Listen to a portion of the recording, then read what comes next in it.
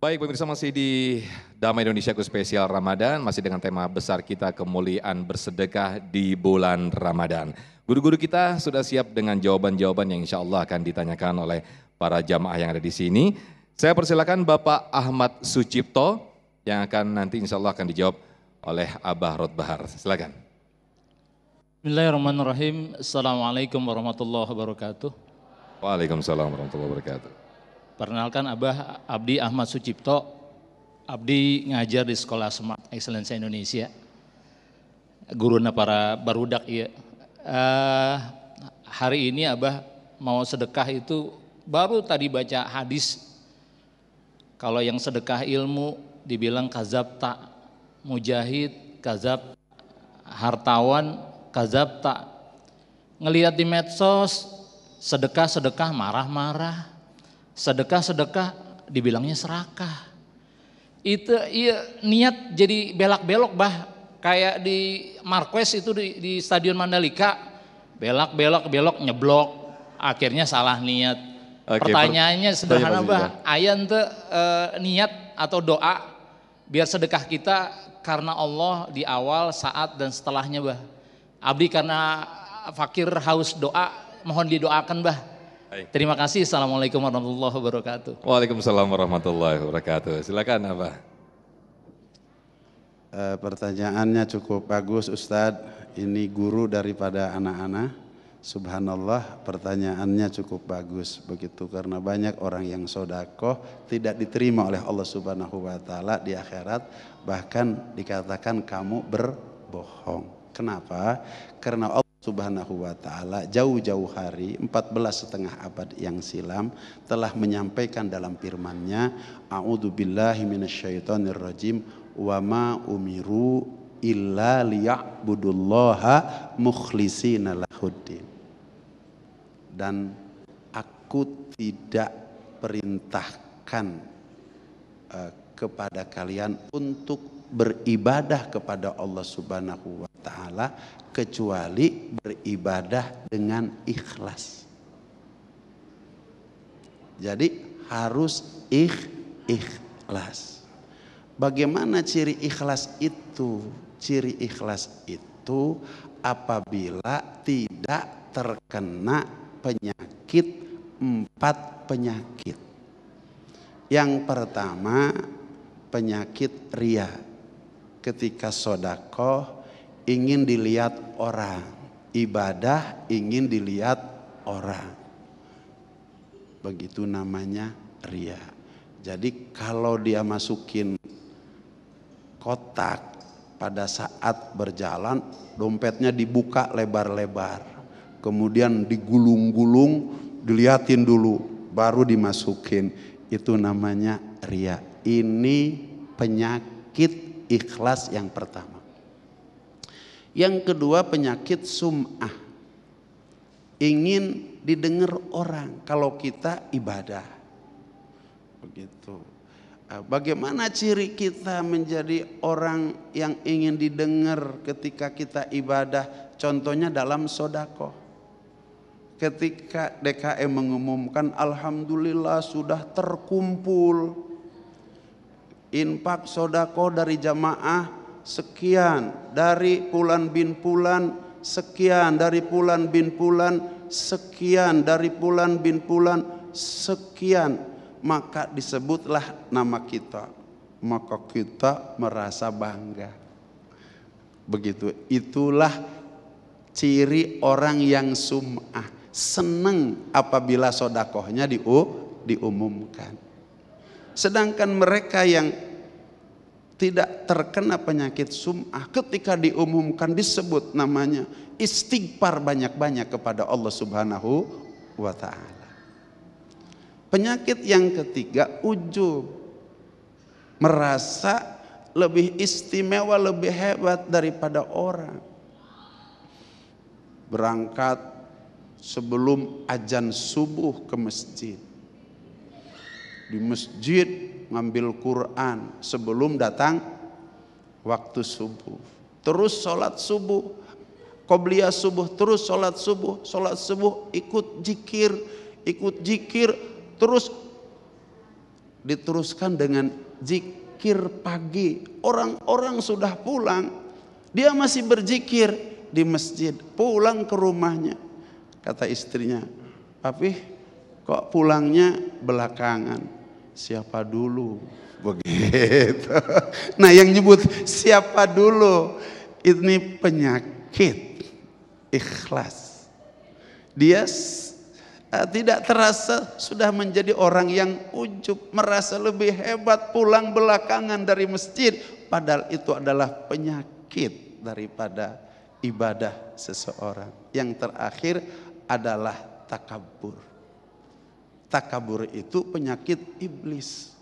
Makanya iblis itu adalah oleh Allah Subhanahu wa taala dilaknat, di akhirat nanti akan dimasukkan ke dalam api nerakanya Allah Subhanahu wa taala karena memiliki sifat takabur. Ana khairu minhu. Aku lebih baik dari dia. Begitu. Contoh begitu.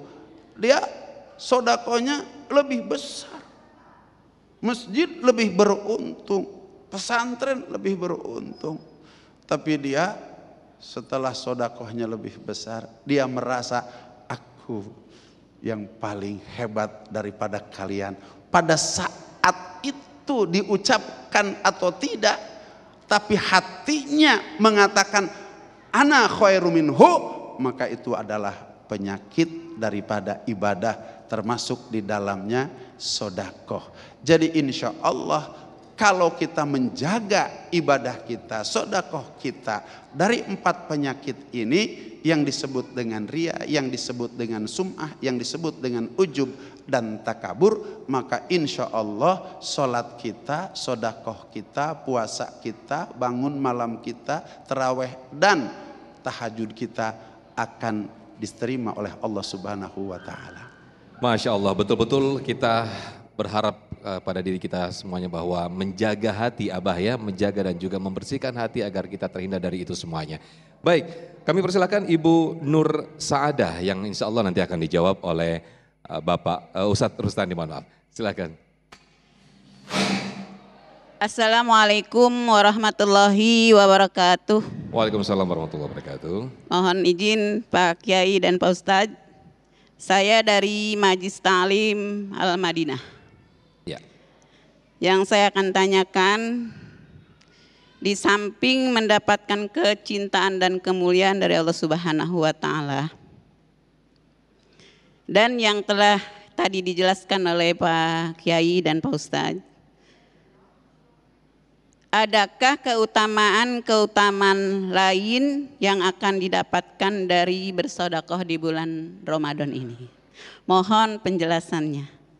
Atas perhatian dan waktunya yang telah diberikan oleh saya ucapkan terima kasih. Wassalamualaikum warahmatullahi wabarakatuh. Waalaikumsalam, terima kasih Ibu Nur Saadah. Fadhal Ustadz Rustandi. Terima kasih Bu Nur.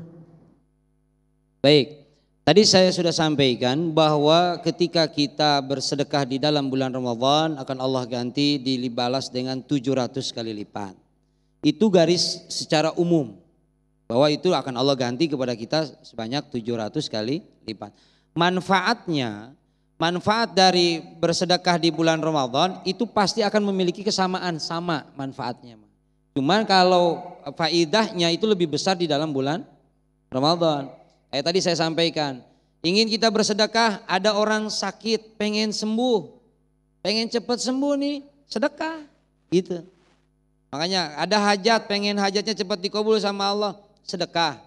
Itu manfaat secara umumnya. Makanya kalau secara khususnya Nabi yang menyampaikan bahwa orang yang bersedekah di bulan Ramadan itu dilipat gandakan sampai dalam 700 kali lipat gitu.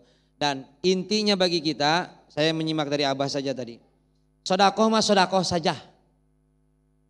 Merek mah merek wae. Ngasih mah ngasih saja. Nanti yang memperhitungkan itu Allah yang akan menilai kepada kita. Ma yalfizu min qaulin ila ladaihi raqibun atid. Tidak ada satu kata tidak ada satu perbuatan yang tidak dicatat oleh malaikat raqib dan atid. Tuh Bu, ya ngasih aja dah.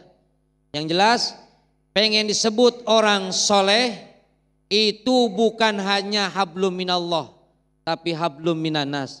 Sholatnya rajin, baca Qur'annya rajin, tadarusnya iya, iktikafnya iya, tapi koret. Tak termasuk orang soleh. Dermawan iya, sosialnya tinggi, tapi sholat enggak, puasa enggak, bukan orang soleh.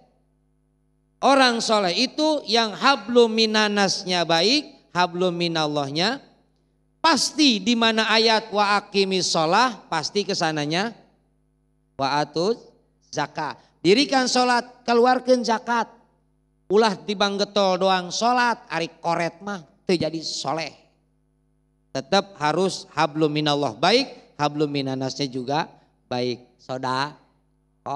Baik, terima kasih Ustadz Rustandi dan juga Abah Rod. Mungkin nanti bisa ditambahkan dan juga bisa ditekankan Abah dan juga Ustadz Rustandi bahwa selama ini mungkin kita yang kasat mata adalah hitung-hitungan untung dan rugi. Ketika kita bersedekah, kita mengharapkan mendapatkan imbalan berupa materi.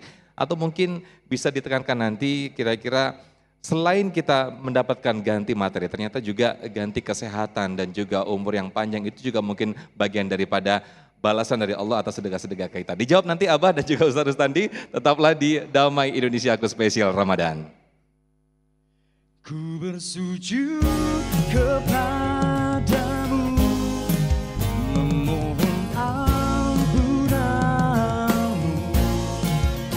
Adakah jalan untukku untuk kembali padamu? Akulah para pencarimu, ya Allah. Akulah yang merindukanmu, ya Rabbi. Hanya di jalanmu, ya Allah, tempatku bersandar hidupku. Akulah para pencarimu, ya Allah. Akulah yang merindukanmu, ya Rabbi. Hanya di jalanmu, ya Allah, tempatku pasrah.